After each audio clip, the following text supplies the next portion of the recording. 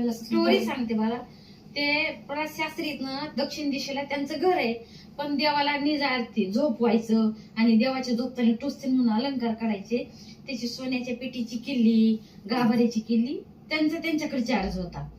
मग ते खणलानी सगळं लावलं घरी गेले. सगळं आवरलं, उशीवर डोकं ठेवले तर त्यांना झोप येत नव्हती. मग ते बेचैन झाले. त्यांना वाटलं आपल्याकडून काही उघडं राहिलं का काय, किल्ली कुलूप लावतात पण किल्ली बांधली का. मग ते गाभाऱ्यात आले.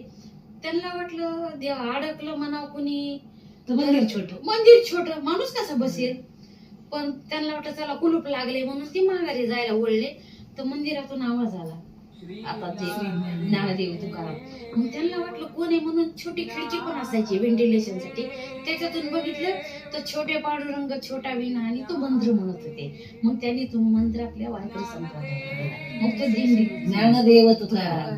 आता आपण विठ्ठल विठ्ठल म्हणत जाते का दिंडी, ज्ञानदेव तुकाराम. इतकं शुद्ध नाही आलं तरी ज्ञानदेव तुकाराम. आणि देव कुठं व्याकरणात गुंततो.